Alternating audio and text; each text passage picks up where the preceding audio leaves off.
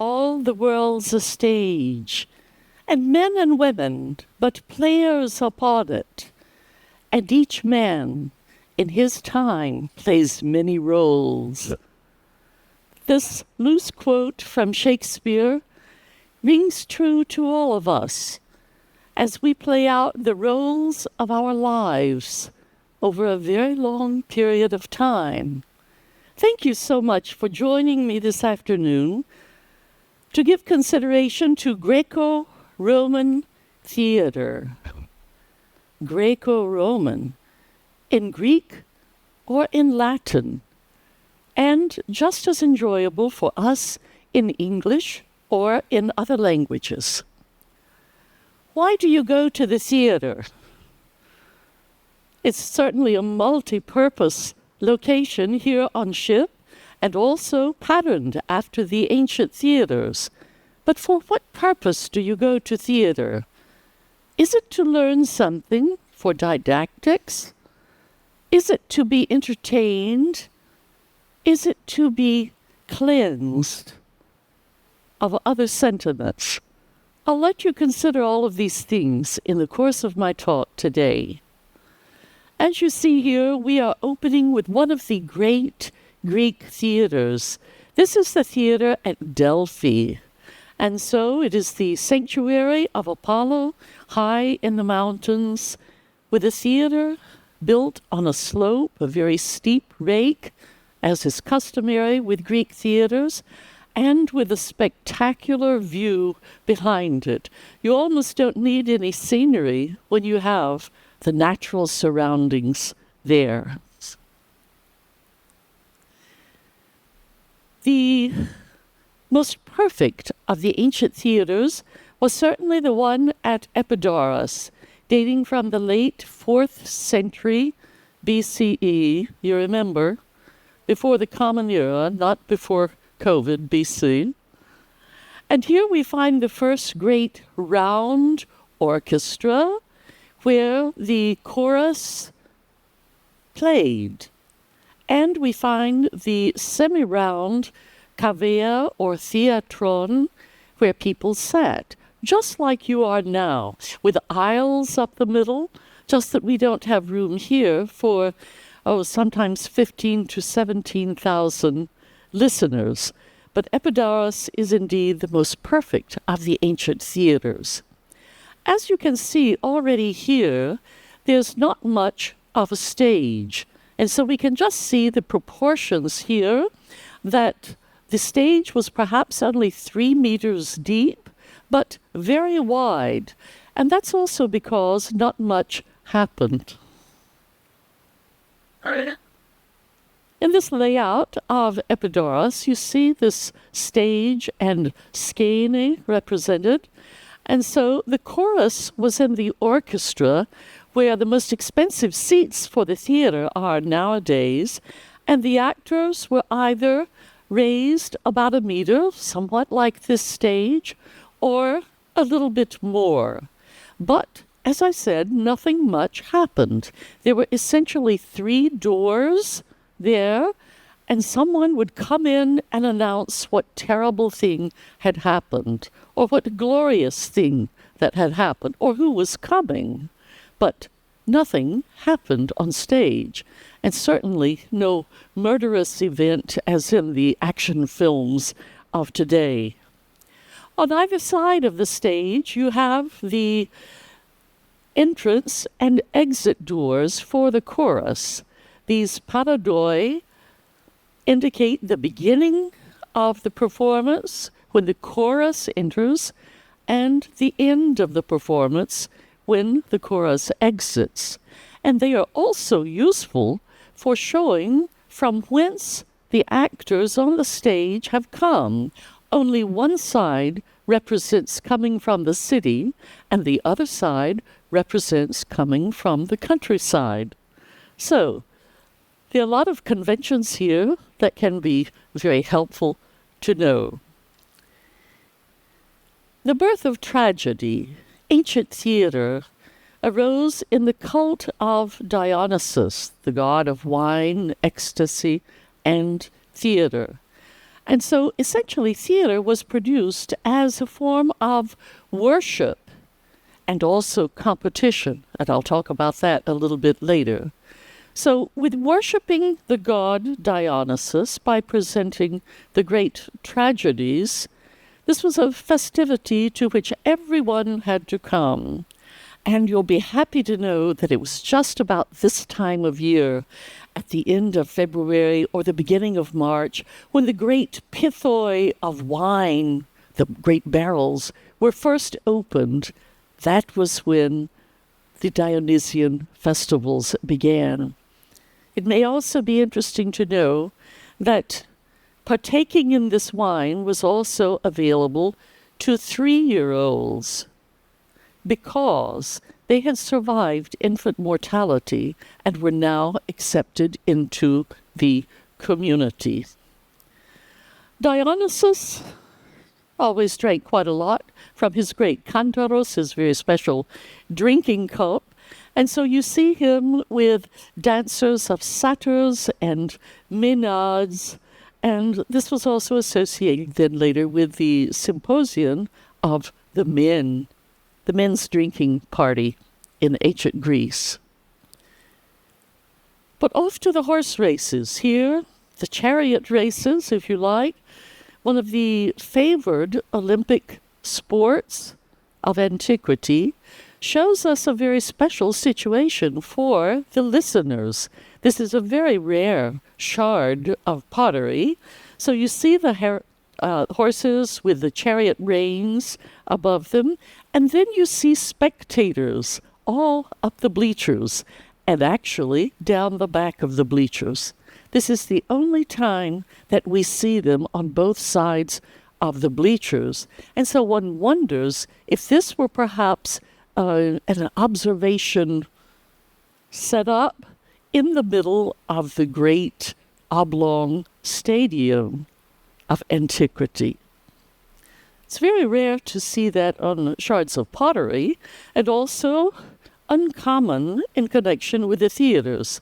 This is interesting that the small theater of Aptera on Crete has these bleachers, perhaps some 80 meters long, behind them.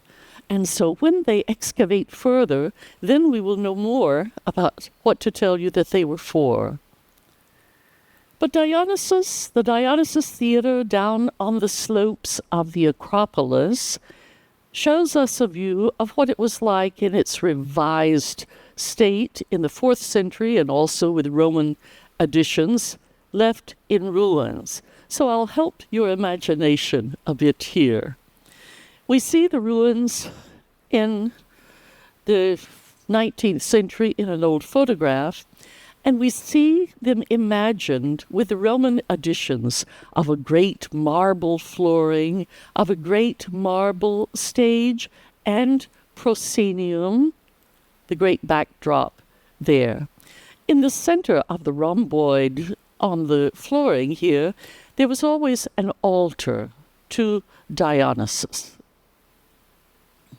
So here's yet another view of it, and you see again what little space the stage setting itself takes up, where the people are walking, and that the rest of the hillside was for the observers. Theater was popular, not elitist at all. It was conventional and not realistic, but everyone loved to go. For a certain period of time, the theater in ancient Greece required payment of a ticket, 2 obols for entry, and then Pericles in the 5th century made it free for all Athenians, and sometimes foreigners, slaves, and even women could attend. But can you imagine what going to the theater, to a theater festival, meant? It was defined by the competition among selected playwrights who presented 3 tragedies and a satyr play in the course of one day. So that meant that the spectators were in the theater for perhaps 10 hours a day. And this was during the daytime, And you know how bright the sun can get in Athens, so it's advantageous to have it the first of these festivals now when the sun is a bit milder. But in order to alleviate that, in many theaters we find great sails or awnings used to shield the spectators from the sun. Of course, the actual sails are no longer around, but the riggings, shall we say, because they resembled the sails of ships. In Athens, we still have the remains of the great Odeon of Herodes Atticus. And so this was a Roman theater on the hillside of the slopes. And the more ancient Odeon of Pericles is just a pile of rocks. And so it's difficult to see what this smaller theater, which was covered with a roof and actually more of a music hall, was like. But we know that they enjoyed performances of what we would call chamber music. Apollo was the god of the muses, but there were also muses who were responsible for the different versions of theater. Thalia for tragedy and Melpomene for comedy. And so they are often depicted with the corresponding imitations of the great masks. Considered the first solo actor was a man by the name of Thespis, who apparently also traveled around in his actor's wagon, seen here on the left. He was the first solo actor in 534 BCE. Well, you might ask, what was there before then? Before then, it was essentially the chorus, which represented both the individual personage and the whole public or the whole crowd of people involved in the theater. And so that's where we get the name thespians from for modern-day actors. But since we're considering both Greek and Roman traditions of theater, may I ask you, which of these actor slaves is Greek and which is Roman? Which is 300 to 400 years older than the other? Which one is on the left? The Greek. Bravo. You got it right. Okay, the Greek actor slave on the left dates from up to 200 BCE, and the one on the right from the late 1st century CE. So you see how close the traditions were, even just in this one example. But let me show you, before we discuss the tragedies, what the so-called satyr plays looked like. This is a depiction of a round vase spread out so that you can see the entire scene. So first of all, we have the honored personages to whom the theater was dedicated. And they are seated on the couch or kline at the top, and that is, of course, Dionysus and Ariadne. Dionysus is also called Bacchus. So they are seated on the kline, ready to enjoy the theater.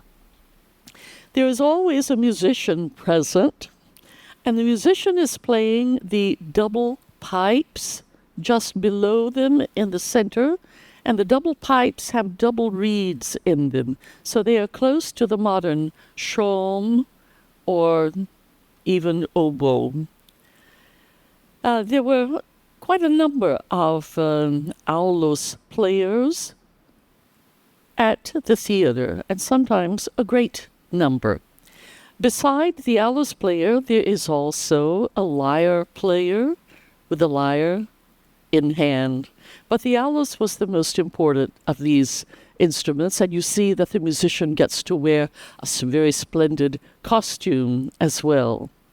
Now do you see a number of characters with rather furry loincloths, swimsuits? These are the satyrs, and so they take over the masks of the tragic theater, and they wear them, and the satyr play is based on imitation and mockery of tragedy. So they always wear the tragic masks, but they're little furry loincloths, and so they're easily identified as the satyrs. Now, there is one leader of the satyrs, and he is called the Papa Silenos.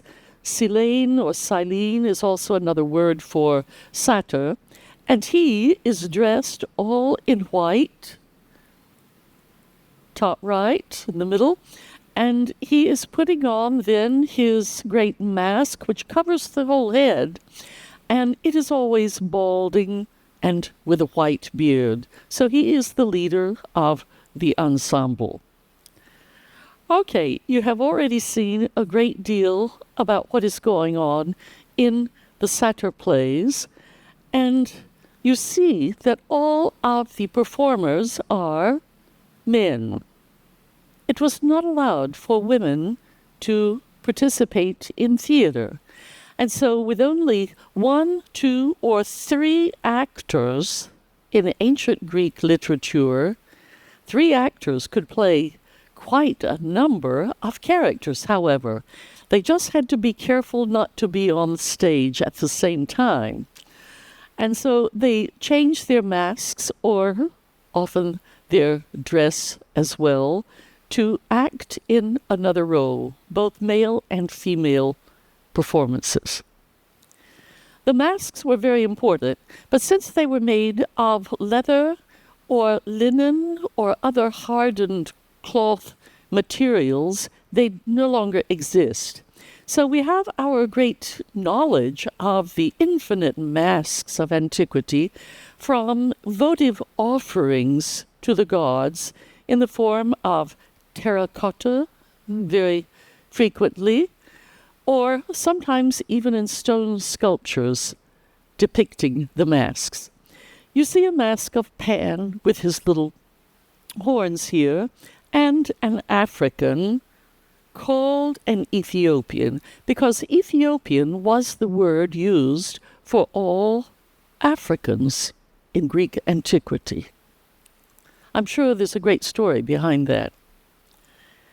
In Pompeii, we also have numerous depictions of masks and theater and even playwrights, and I'll try to show you several of these in preparation for arriving at Naples tomorrow, and with some of us visiting Pompeii. Here we have a very splendid mosaic mask in the House of the Faun, and of course all of these date before 79 of the Common Era, when the great volcano Vesuvio erupted. Taormina was on the roster for today, and I hope many of you saw this Roman theater built on the site of an ancient Greek theater. Again, on the side of the mountain and with a view that is absolutely indescribable. This picture doesn't do justice to it. But let's have a look at the great tragedians, the great tragedists. Aeschylus introduced a second character. He wrote many plays and won many prizes in the Dionysian festivals, but often we forget that he was a playwright because he was such an important politician. Only one of his plays is not based on mythology, and it is the only one among all of the ancient tragedians. The Persians is the name of it. He was followed by Sophocles, who added a third actor. So if you do your multiplications, we can have 10 or 12 characters in a play now. And then by Euripides. It is said that Aristotle commented that Sophocles shows us man as he ought to be and Euripides shows us man as he is. And so they are very heartrending, stunning tragedies from Euripides, and I'll speak a bit more about them. Aeschylus and his Oresteia, with Orestes here, and all of the muses on the right, but I'll have to call your attention to the amusing engraving in the middle, because it shows an old story that we have about Aeschylus's unfortunate death.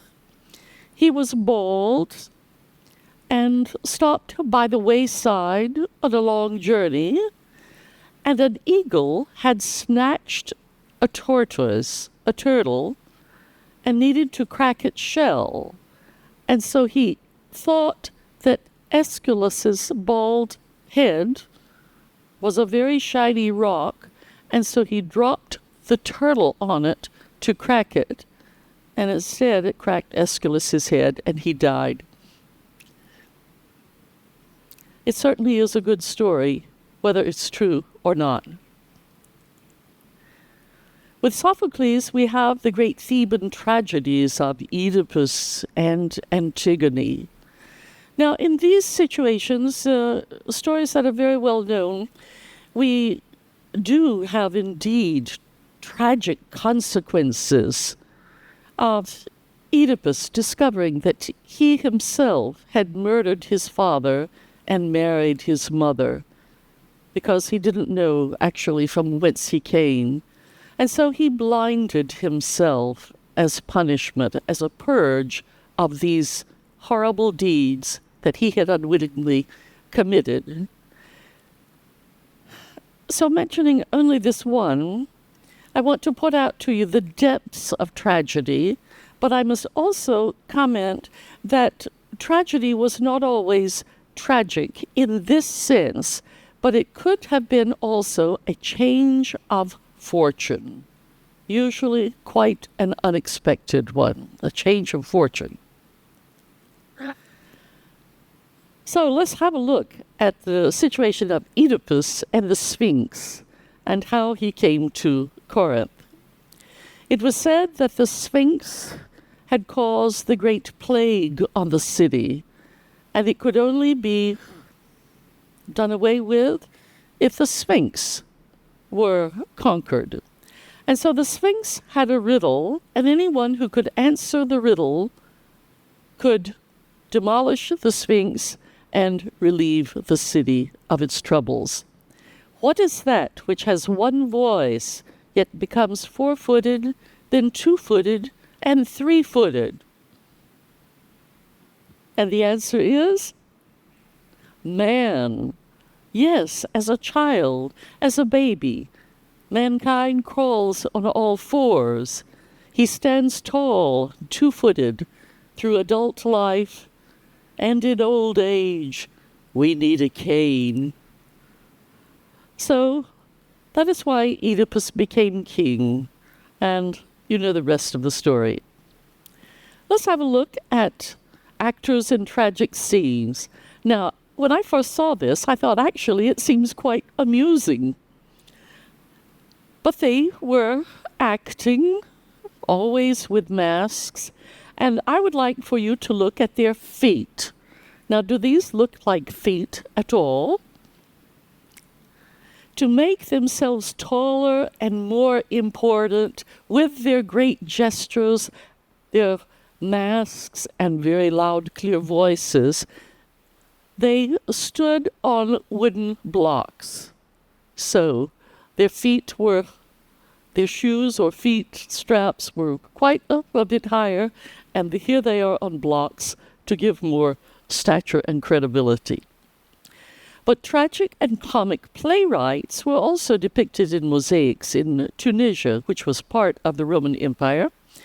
We see by the masks the tragic one on the left and the comic one on the right.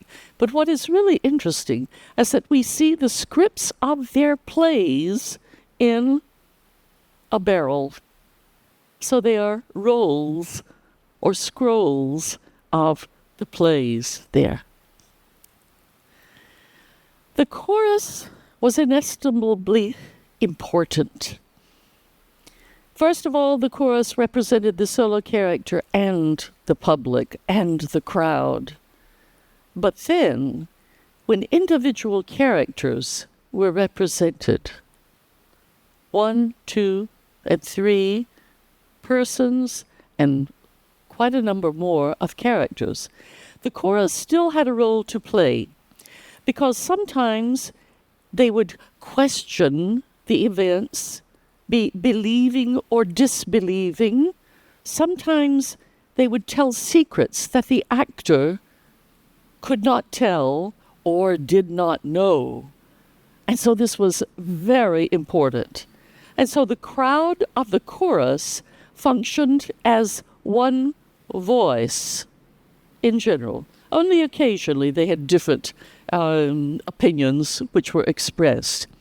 And so to create a chorus to speak with one voice, they wore essentially identical masks and clothing. But these could also be very entertaining. Now here we have a chorus of stilt walkers on the left, and we have hoplites, those were the professional military in Greece, on dolphins. I don't know exactly in what play these occurred, but we also have birds and frogs and wasps and old men who are upset because they are incapable of going to war, or we have angry women. So the chorus could have many different characters or groups of people. And their presentation had to be paid for by a choregos. The archon organized the whole festival, and the choregos, we have choreography from this word, organized the payment for all of the members of the chorus, the rehearsals, the staging, the costumes, and the actors. And so the choregos was an important man for getting the chorus underway. Some have said that the chorus was actually the ideal spectator, understanding, sympathizing, knowing, seeing through the mysteries of the play. And so it's not at all just a little side commentary.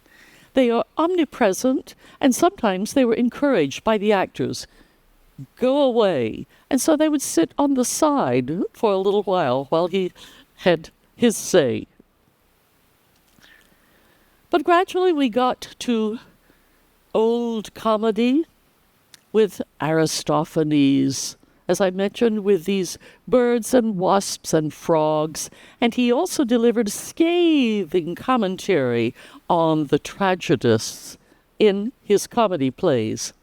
Now, the comedy was not performed together with the 3 tragedies and the satyr play, but rather that was on an entirely separate day, and women were not at all allowed to attend because it was exceedingly bawdy, risque, obscene, and inappropriate, one might say, but created a great deal of laughter.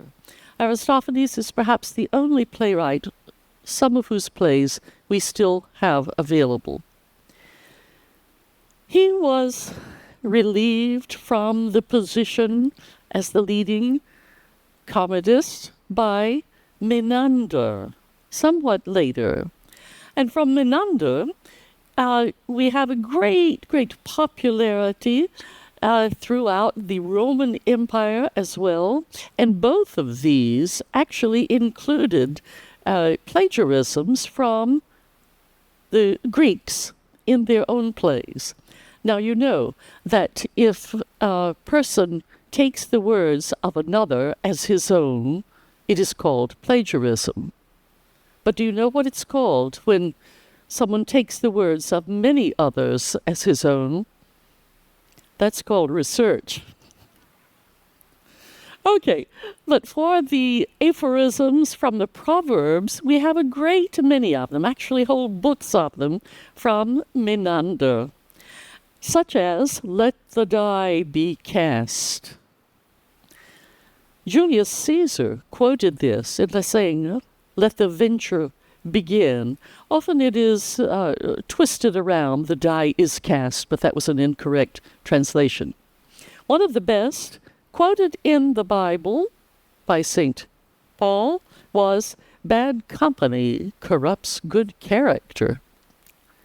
And then, perhaps the most famous one, "Whom the gods love, die young." Did you know that they were from Menander? Okay, let's have a look a little bit at the differences between old comedy and new comedy. We think that even this bird man in the form of an aphoriscos represents perhaps the costumes of the chorus in a play by Aristophanes. There were also the phliakes, or comic theater, which were popular in the regions where we are now, in Magna Graecia. And they are quite stylized and quite absurd, as you can see here. The comic actors, as well as the tragic actors, had to enter into the skin of another person. Now, even if this person was supposed to be bare-armed and a little bit undressed, they had to wear clothes down to their wrists and down to their ankles, representing normal skin, because an actor is no longer himself, but he is now another person. And so here are some of the curious characteristics. You see that there's a little bit of a dark swimsuit-like, with supposedly bared breasts on it, and a little white tunic above it. And then there is very often a preposterously meter-long phallus of leather attached and tied together to mostly stay out of the way. So we have a ridiculous proposition just from the costumes, and you see already how grotesque the mask is. Well, you might have stark naked thieves on stage trying to rob an old man sleeping. And if you look very carefully on the left, you can even see the belly button and the nipples painted on the swimsuit of these phliakes, or comic actors from Magna Graecia, essentially southern Italy. Once again, the masks in terracotta and the humorous descriptions so vivid on the vases.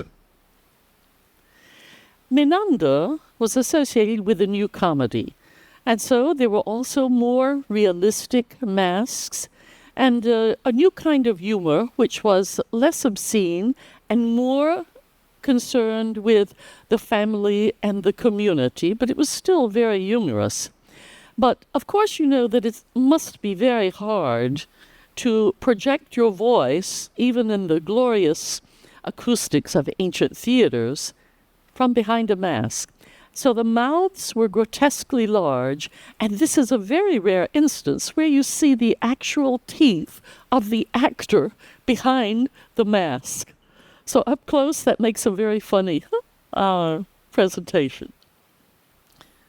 The first slave was a common figure, and this was also in later theater, even in the 18th century, that the serva astuta, or the clever slave, was of major importance and played an important role in opera or in comedy.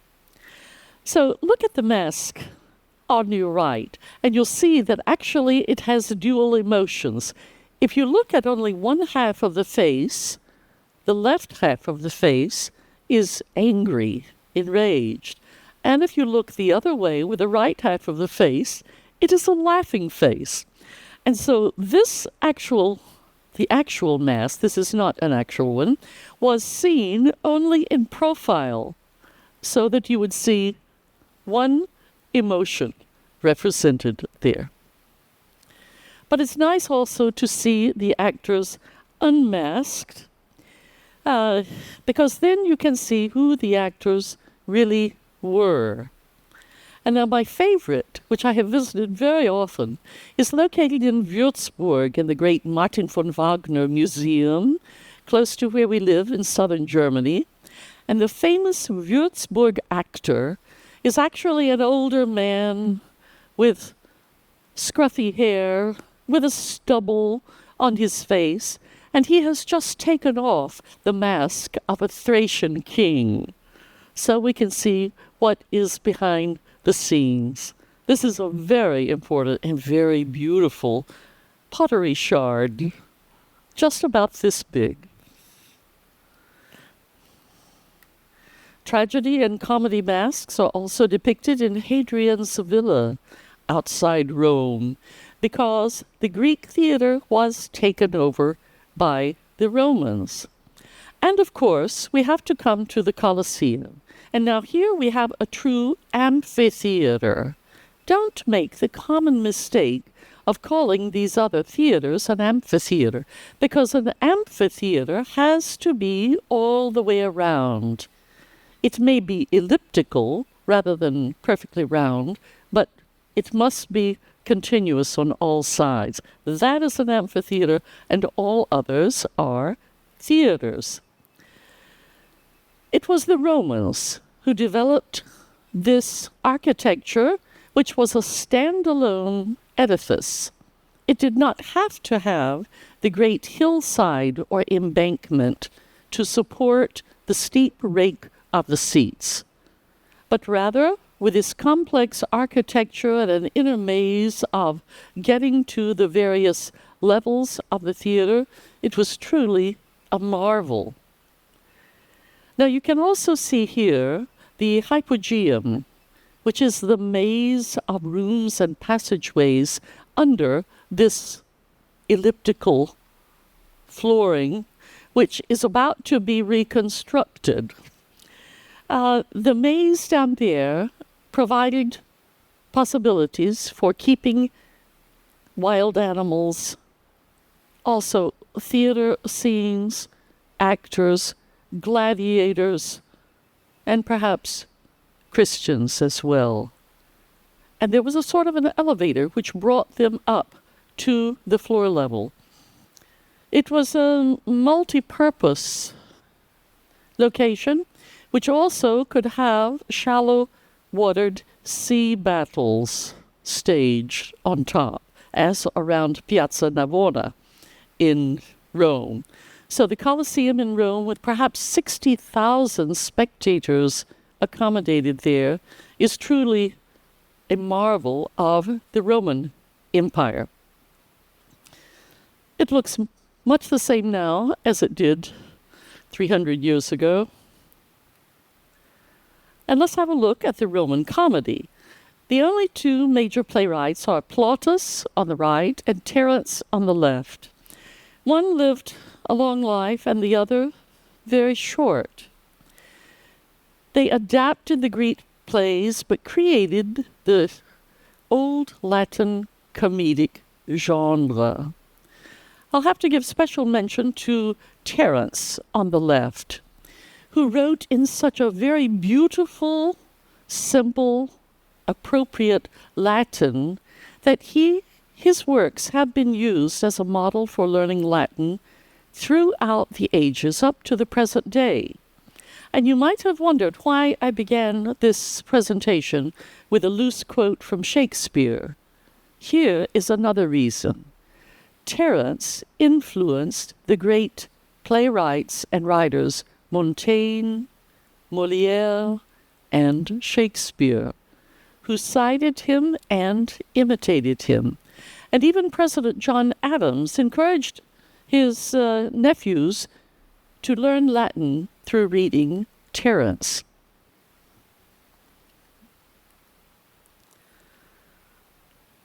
We think that perhaps these grotesque masks were designed also to function as megaphones. Now, wouldn't that be useful? We have an amphitheater in Pompeii, which is also called a stadium and an arena. because it was also multifunctional. But of course, it is not as spectacular as the one in Rome for obvious reasons. We also have a small theater in Pompeii, which can still be used for performances. In Pompeii, we find scenes also from Euripides, as depicted here, and also in these two further ones. You recognize immediately now that this was the group of satyrs preparing to go on stage, with the Papa Silenus getting into his costume at the back. There are a few other important amphitheaters, such as in Pula, Croatia. But I'd like to give a little comment, especially to Euripides. I don't have much time at all, but let me comment on his great play, Medea, one of the most heart-wrenching stories of the sorceress Medea, who fell in love with Jason and helped him steal the golden fleece. But then, in escaping, she committed fratricide and killed her brother. And then later, after having had 2 children with Jason, he grew tired of the sorceress and banned her and wanted to marry Glauca. Medea took her revenge. She pretended to acquiesce to the banning and to offer, in homage to the new bride, a wedding dress and a crown. But when the bride put these on, they dissolved in poison and fire and consumed her body. And her father, the King Creon, seeking to comfort her, to rescue her, was also consumed by the poison. And then, to top it all, Medea apparently murdered her 2 children with Jason to drive him insane. And so there's nothing like a woman's revenge, as we can see here. Andromeda, chained to the rocks, is also depicted, and then Medea again with her 2 children. We have the Greek theaters also in Asia Minor, in very beautiful settings. We have incredible masks from everywhere imaginable. Also in Turkey, you can see many of these, and the favorite one is, of course, Ephesus, where St. Paul was apparently preaching. But we have only one song from antiquity, and it is included on this little marble stele, which is located in the National Museum in Copenhagen. And I wanted to show you how music is notated. Do you see the large Greek letters on this spread out version of both sides of the stele? And above it, you see very small other Greek letters, sometimes on the side, sometimes bottom side up. This is the musical notation. And so we are able to know the notes of the song. We can surmise the rhythm of it from the poetic meters. While you live, shine, have no grief at all. Life exists only for a short while, and time demands his due. If you'll bear with me, I'll try to let you hear what it sounds like.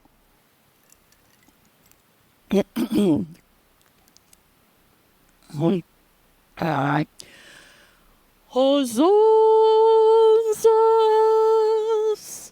fainu miten holosulupu prosolikon estitosa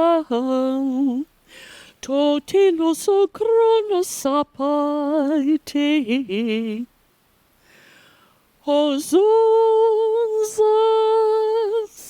fainu mitan holo sulu, presso l'Iconestitosan, totilos o chronos aparte. That is the only song that we have from antiquity. We have some fragments elsewhere, up to 40, but we don't know what it really sounded like. And there's no use going on from there, because from the Romans we have null, absolutely nothing, no fragment of ancient music. But we know that they took over the musicians of the Greeks as slaves, and that even in times of severe hunger, they fed them, because musicians were important.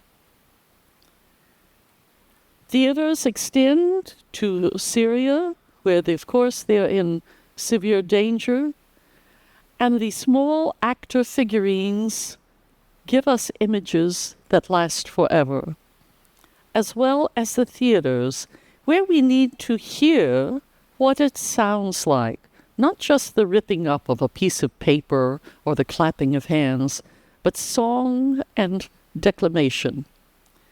At the Theater of Dionysus was where it all began and continues even today. Tragedy for the god Dionysus. Thank you so much.